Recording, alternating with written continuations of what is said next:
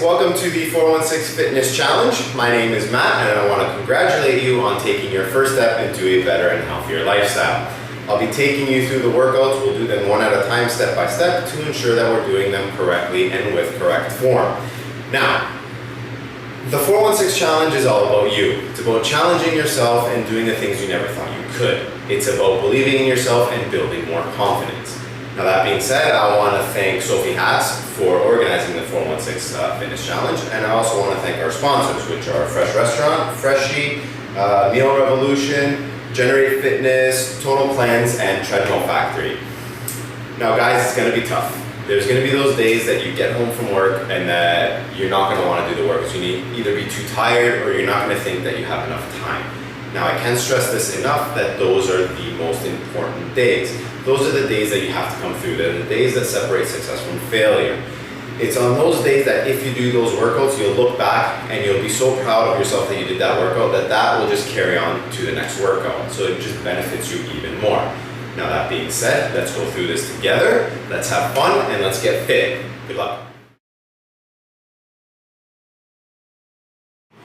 Alright guys, I'm going to take you through how to do each of the movements. I'm going to spend a lot more time on some of them and not as much time on the others.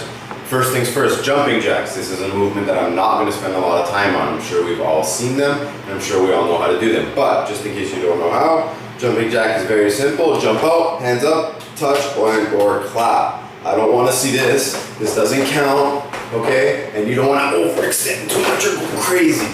Just a quick simple up and in, out and in. It's very simple, very easy.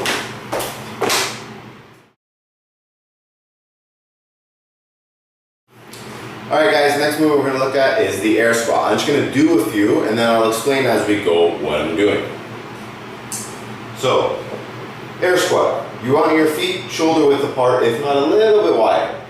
Point your toes out just a little bit, about 10 to 15 degrees out. You start the whole movement by unhinging your hips. A lot of people start the movement just by dropping down. That's not right. The first thing you want to do is you unhinge your hip and stick your butt out. As if you're closing a car door with a bag of groceries in your hand. You're going to do it like that. So, you start off like that with your butt out, you unhinge that hip. Then on the way down, arms out, on the way down, you try and keep your chest up as much as you can, your knees point out, try and spread the ground apart with your feet so that your knees push out and then come back up. Weight is always in your heels. I always want the weight in the heels. You never want to be on your toes. If you're on your toes, what's going to happen? Your knees are going to go in front of your toes and you're just going to end up with a whole bunch of pain and you're going to get hurt. Like, this is not safe. I don't want to see you on your toes. So, weight on your heels, unhinge that hip, hands out, come down. So what are we looking at? Your chest is up as much as it can go.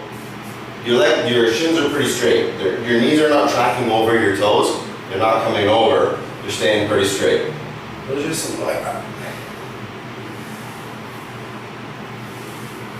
If you have difficulty keeping your chest up, there's actually something you can do. Grab a weight. Doesn't matter what weight. It doesn't really have to be that heavy. All it does is it counterbalances you. So for those of you that are struggling and they're kind of having their chest down and you can't really come up because you fall back, that's okay. We can fix that with a weight. You'll see that if you grab a weight and hold it out in front of you, you come down and it balances you. You can have your chest straight up, your back straight, your lumbar curve maintained. And it really helps you out. So just grab a weight if you really can't get the form and concentrate on just doing proper form. Don't worry about speed. It's all about form. Form is number one. When you hit the form, the speed will come later. Okay, so let's see a few from the front now and see what we're looking at. Again, unhinge the hip, hands out, and go down. So what are we looking at?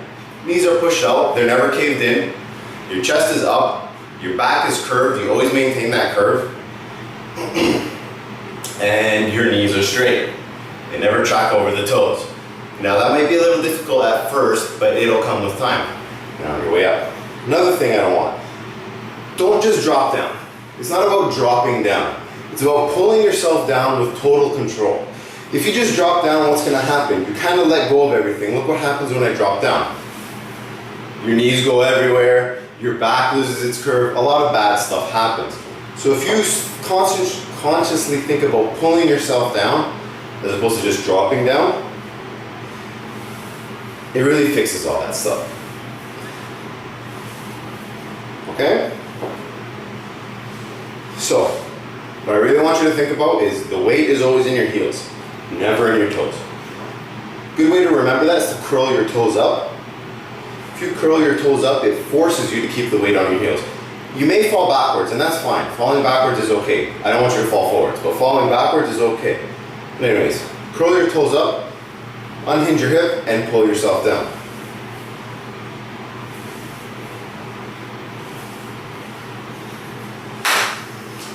The only thing you didn't mention is how low this should go. Oh yeah. I'm not gonna do that again. No. There. One thing I forgot to mention is the depth of the squat. It's really important. This is not a squat. Okay, I don't want to see that. This is not a squat. Your hip crease has to go below your knee. And if you don't know what I mean, I'll show you. When I'm all the way down, you'll see that the crease of my hip is way below my knee. You don't have to come as low as I come. That's fine. But you have to break parallel. That's a full range of motion. And it's really important. Full range of motion is key to building muscle development. And at the top of the squat, you have to fully extend your hip. Okay, squeeze your butt to fully extend your hip. I don't want to see this. This is not a squat. I don't know what this is. You're not riding a horse. Okay? So, all the way down, hip crease below the knee, all the way up, and fully extend the hip. None of this.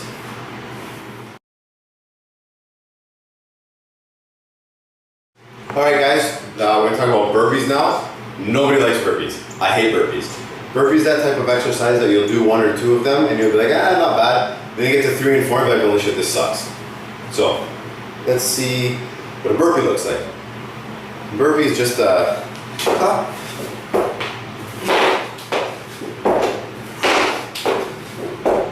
So what's happening there?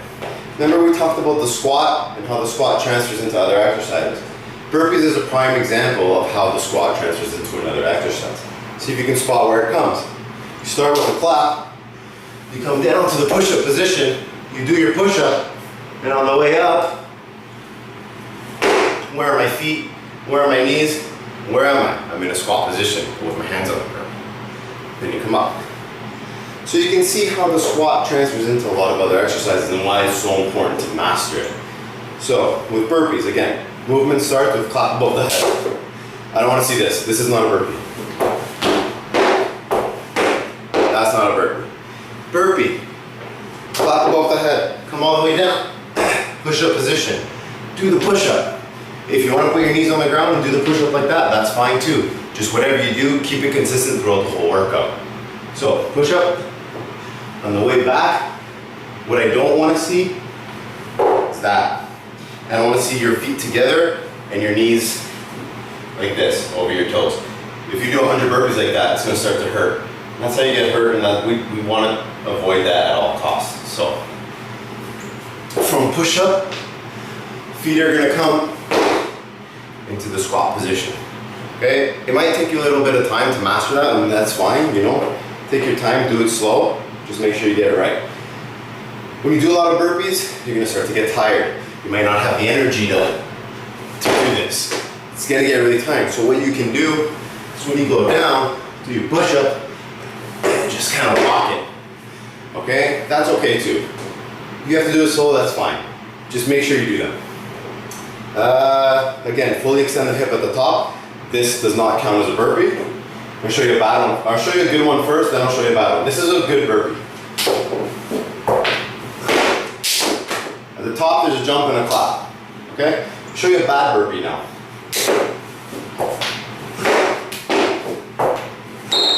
What's going on here? I'm staying like this at the top. I haven't opened up my hip. Okay? So you're not getting that full range of motion and you're not finishing the movement. And if you're not finishing the movement, it doesn't count. Okay? So this does not count. It's the open hip and a clap. Okay. Alright guys, the next movement we're going to to talk about are push-ups. There are a couple different ways to do them, so I'll take you through both of them right now. This is the normal one, okay, or the guy push-up.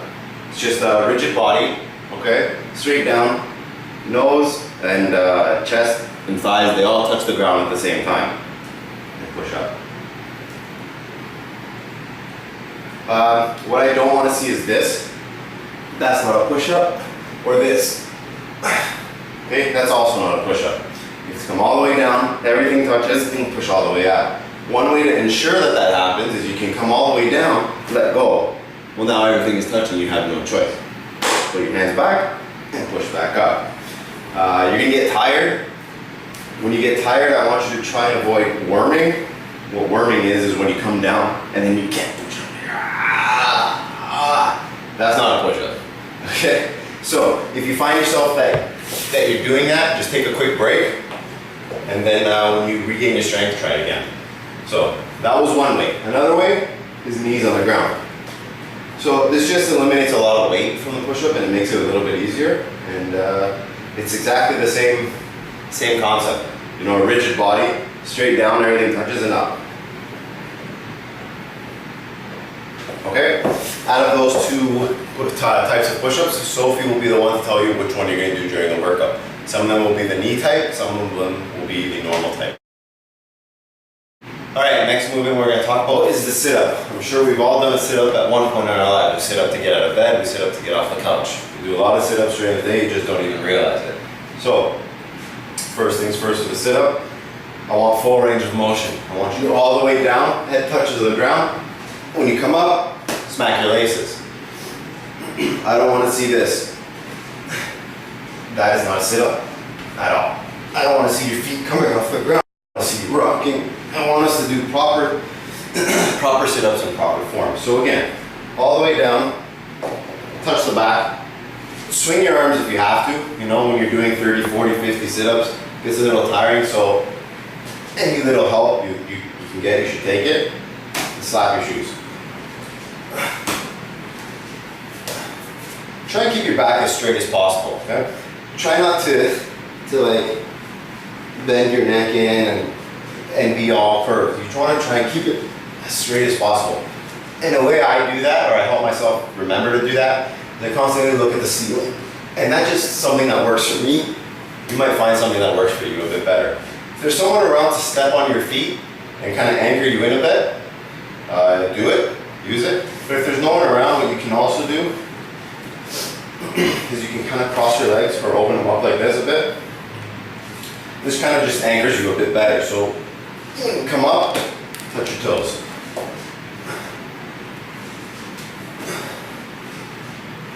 What this also does is it enables you to actually come in a bit more. So it's a little bit of more of a range of motion. So it's something that you can try and you can do whichever one you feel more comfortable with. Alright guys, I want to wish you luck on your first workout and every other workout from here on in. I hope that these demos help you out a little bit. If you find that you need a little bit more help or more of a personal touch, I do offer personal training. Just I'll leave my email info on the bottom of the page. Just toss me an email and it's definitely something we can talk about and we can set up. Alright, so good luck and don't give up.